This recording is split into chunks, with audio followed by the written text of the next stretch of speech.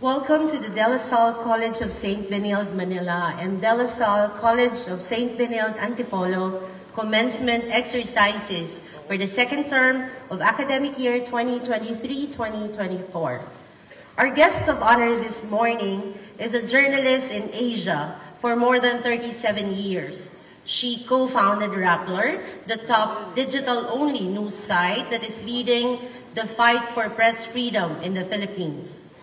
Rappler's battle for truth and democracy is the subject of the 2020 Sundance Film Festival documentary, 1,000 Cuts.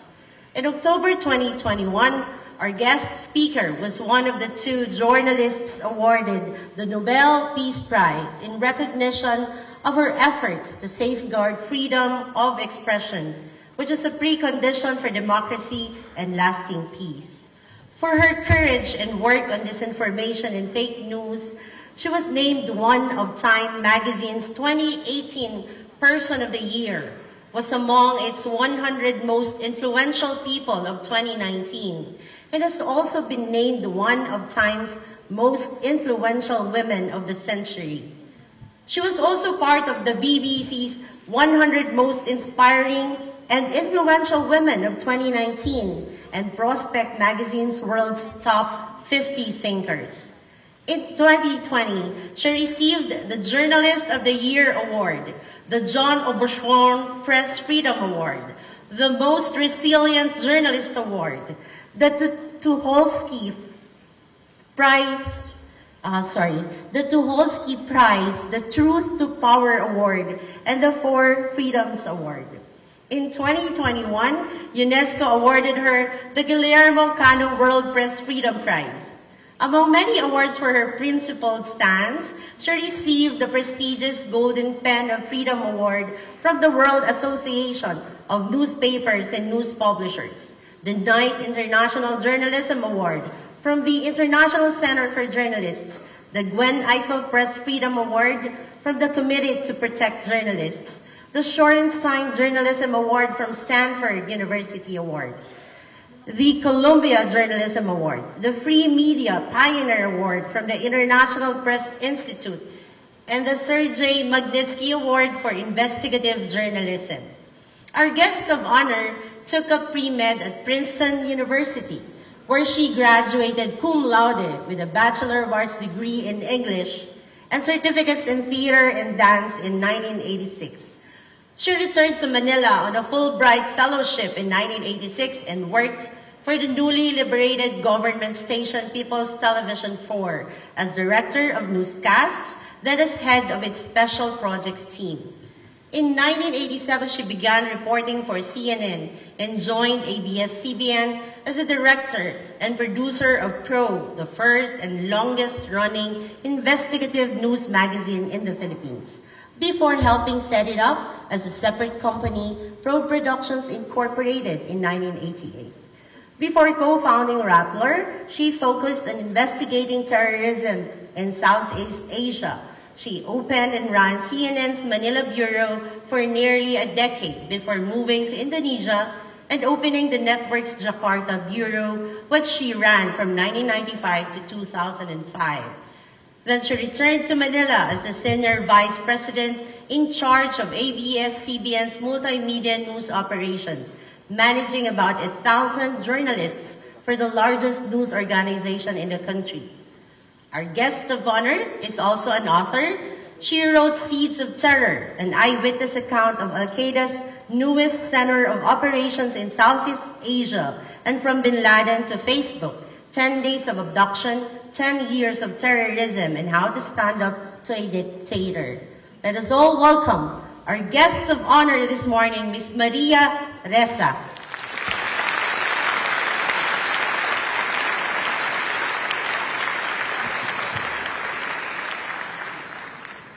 Oh my God, I'm so sorry you had to listen to my life. It just means I'm old. Thank you, Brother Dodo. Thank you to the faculty and staff of the Salle-College of Saint Benilde for this honor of addressing you, our future, right? What a privilege to address your proud family and friends, and the graduating class of 2024. Congratulations for all you've done.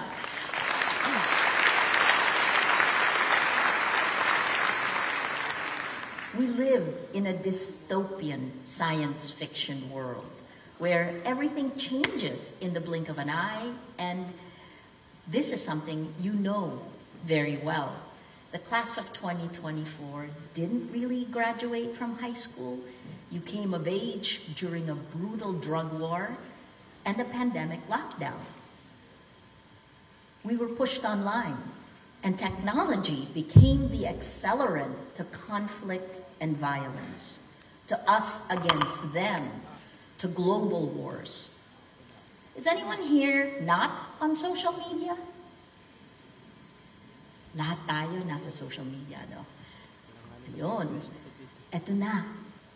Social media created an incentive structure that rewarded and rewards the worst of humanity, the worst of who we are as people, because it is surveillance capitalism for profit.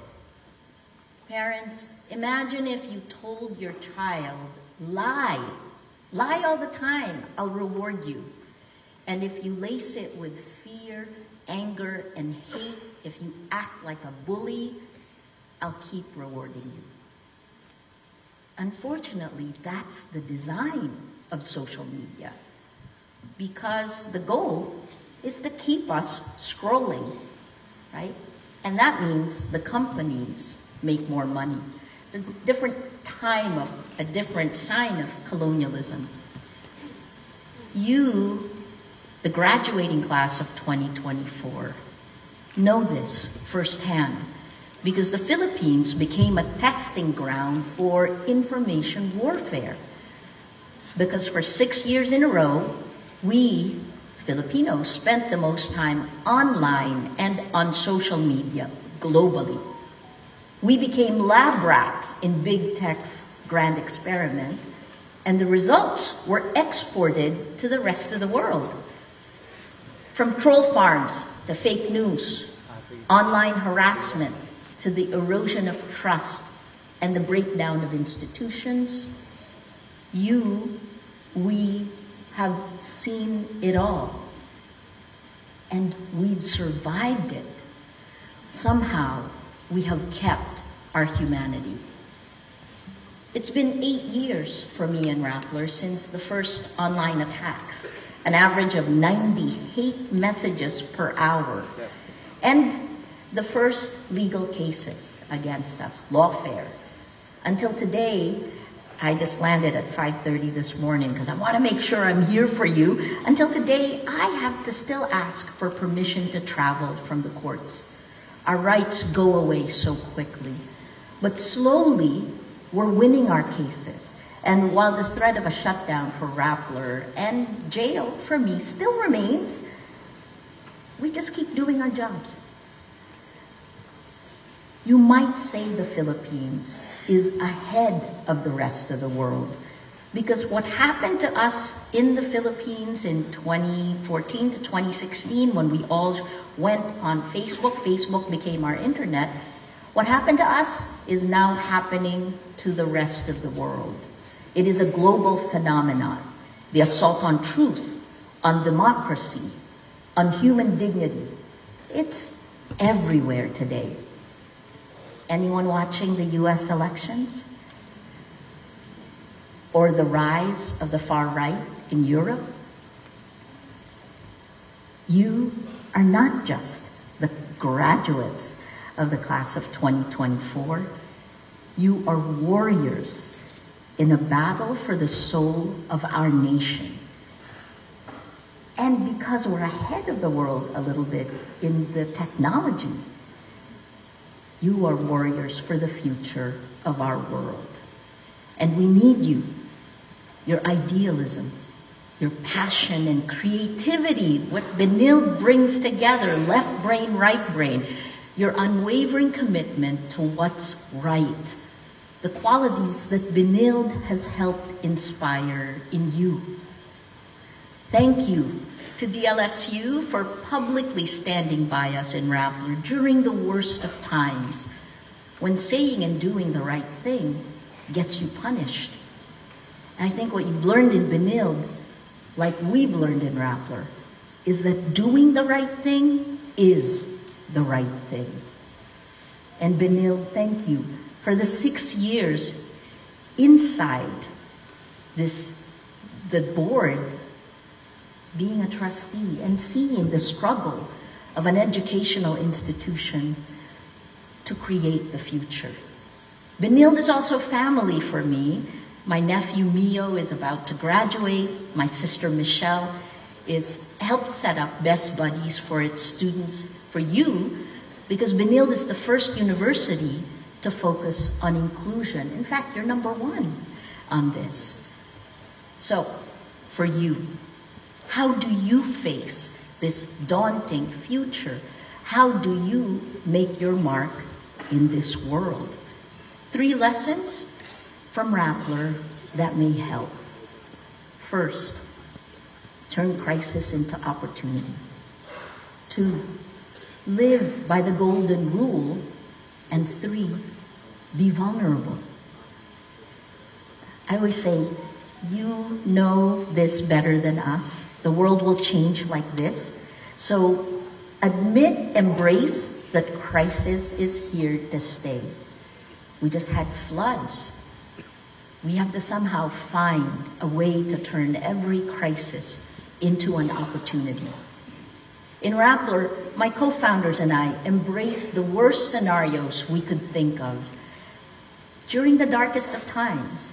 Then what we did was we workflowed what our company would do, we drilled our team, and we prepared for the worst. The good news is that reality was much better than the world we imagined. That didn't mean we weren't afraid. It's okay to be afraid. We just rotated the fear among the 4 of us, my co-founders and I. You know, you can only be afraid. Only one person can be afraid at a time. Now the corruption of our information ecosystem, what you've lived through in social media, is about to get worse with generative AI. Because of deep fakes, you can't trust your eyes and ears. And because of chatbots, you don't even know whether the person you're talking to is actually real, is human. After Elon Musk bought Twitter, he fired most of its trust and safety teams. Meta and Google also cut some of their staff. So this year, the tipping point for democracy, as half the world goes to vote, there will be fewer safety measures in place to protect us.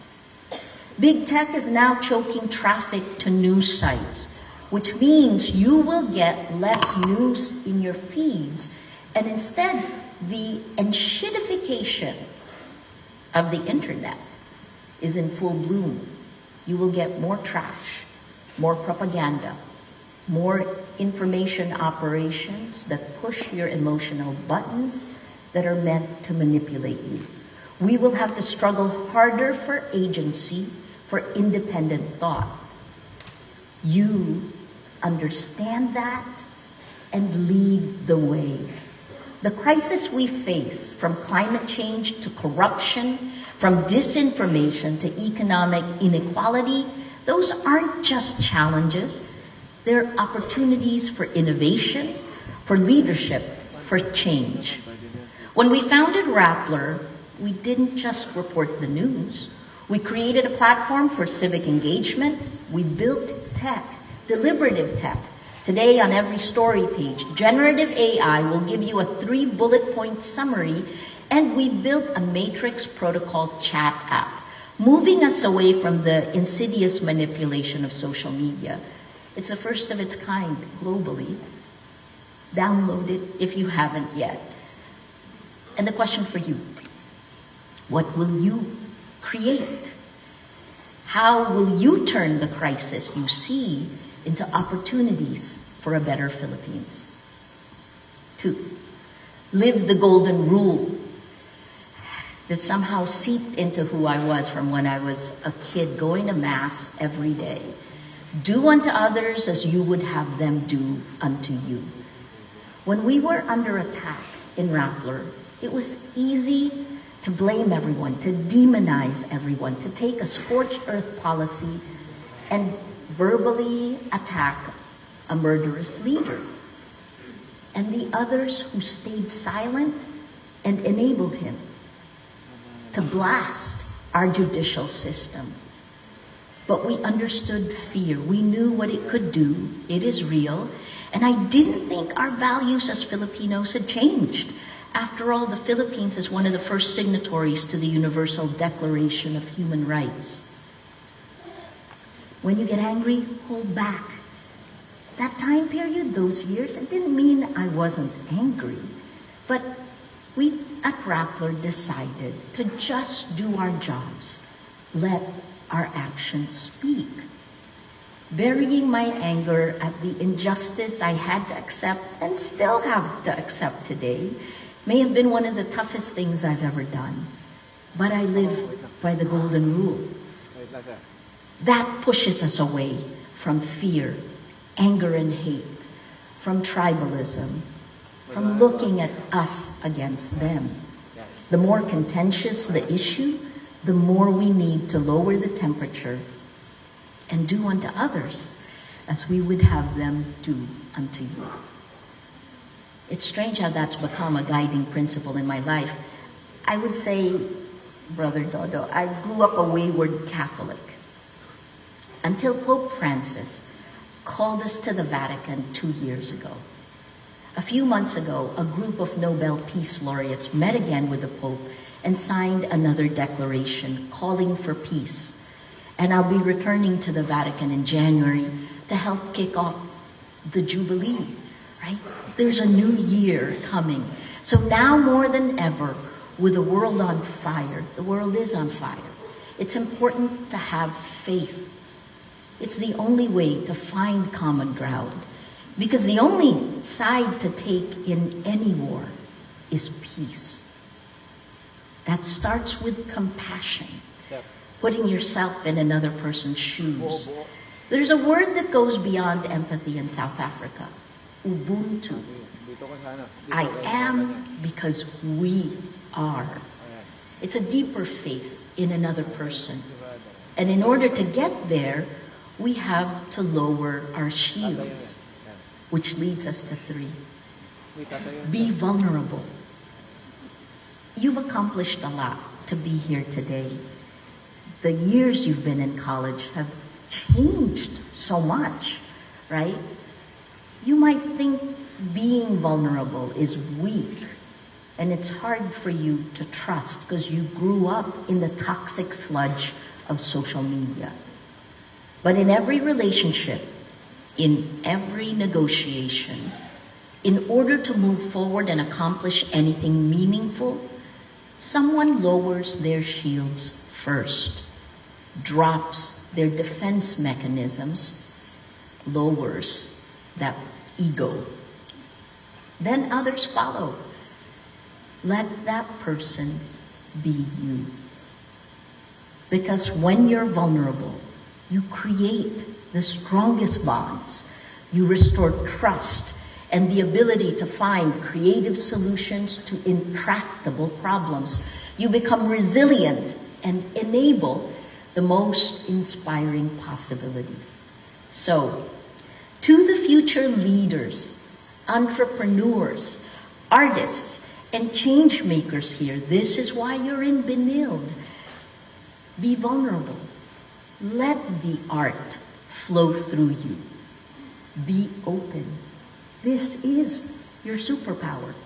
You're a generation with more access to information, more tools for connection, and more potential for impact than any other generation before you.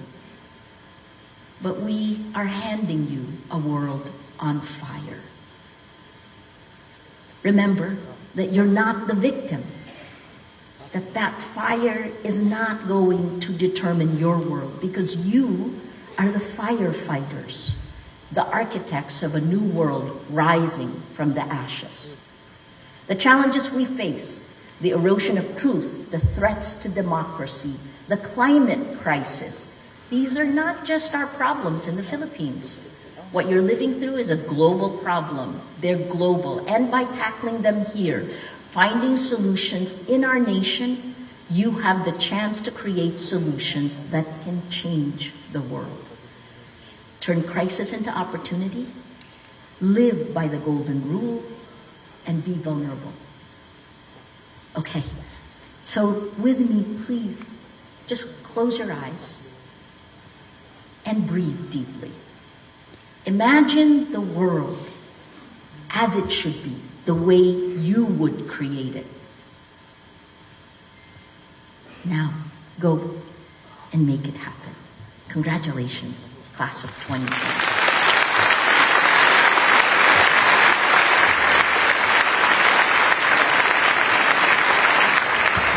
Thank you, Ms. Maria Ressa. May we call on our Chancellor, Mr. Benner Ong, and the President, Brother Edmundo Fernandez, FSC, to present our token of appreciation to our guest of honor.